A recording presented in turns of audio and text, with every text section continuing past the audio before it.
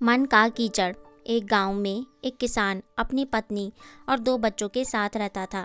वह किसान बहुत ही ज़्यादा परेशान रहता था। अपने 2 बच्चों और पत्नी की ज़रूरतों को पूरा नहीं कर पाता था। यही उसकी परेशानी की सबसे बड़ी वजह थी। समय बीतता गया, उसकी परेशानियां परिवार की ज़रूरतों के साथ बढ़ती ही जा रही थी।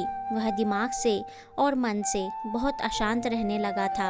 एक दिन उसने यह फैसला लिया कि वह अपने घर को, अपने परिवार को, अपने बच्चों को छोड़कर कहीं दूर चला जाएगा। और एक दिन वह अपने परिवार को, अपने बच्चों को, पत्नी को छोड़कर घर से कहीं दूर चला गया। वह किसान चलता ही गया। कई दिन बीत गए। किसान के मन की पीड़ा इतनी ज़्यादा थी कि उसके पैरों के छाले और बह रहे खून के आगे फीके पड़ गए थे। भूखा प्यासा किसान आखिरकार जंगल में चलते चलते उसका शरीर इतना ज़्यादा थक गया कि वह एक नदी के किनारे जाकर गिर पड़ा।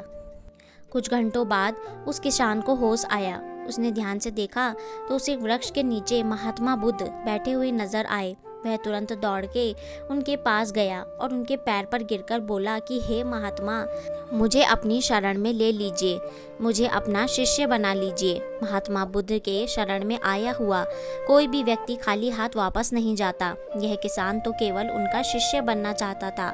महात्मा बुद्ध ने उसकी मनोदशा को देखते हुए उसे अपना शिष्य बना लिया। बुद्ध और उनके शिष्य आगे बढ़ते चले गए। कुछ दूर निकल जाने के बाद बुद्ध को बहुत जोर की प्यास लगी। उन्होंने अपने इस नए शिष्य अर्थात किसान से बोला कि प्रिय शिष्य, जाओ, पास में एक सरोवर है, वहाँ से मेरे लिए पानी लेकर आओ।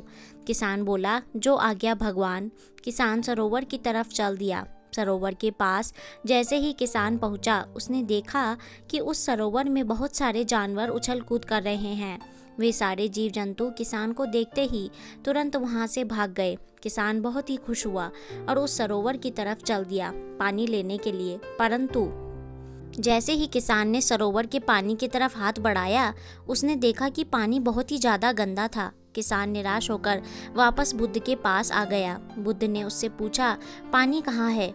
किसान ने दुख भरे शब्दों के साथ कहा, हे भगवान, मैं जैसे ही उस सरोवर के पास पहुंचा तो मैंने देखा कि उस सरोवर में काफ़ी सारे जीव जंतु उछल कूद कर रहे थे और उनके उछल कूद करने की वजह से उस पानी के तल में बैठी हुई सारी गंदगी, सारे सड़े हुए पत्ते उस पानी में घुल मिलकर एक कीचड़ का रूप ले लिए थे। यही कारण है कि मैं वह पानी लेकर नहीं आया, क्योंकि वह पानी नहीं कीचड़ हो चुका था।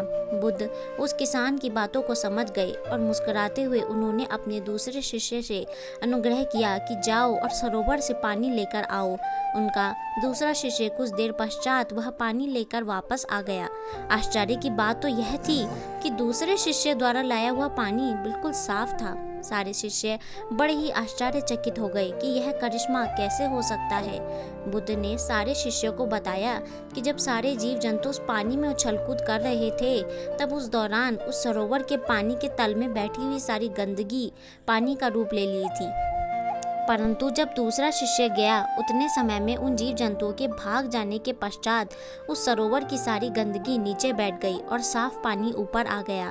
ठीक इसी प्रकार से हर एक व्यक्ति के जीवन में तरह तरह की समस्याएं और परेशानियां आती हैं, जिसकी वजह से हमारे मन में हलचल सी मच जाती है। हमारा दिमाग और मन अशांत हो जाता है, जिसकी वजह से हम कोई गलत फैसला ले लेते हैं। किसान को बुद्ध की सारी बातें बिल्कुल साफ साफ समझ में आ गई थी। उसे यह भी समझ में आ गया कि उसके परिवार में आई हुई सारी परेशानियां भी इसी सरोवर के कीचड़ की तरह ही हैं। बस ज़रूरत है तो थोड़ा समय निकालकर मन को शांत करते हुए उन परेशानियों के बारे में सोचने और उनका समाधान निकालने की। इसके बाद किसान अपने घर वापस चला गया।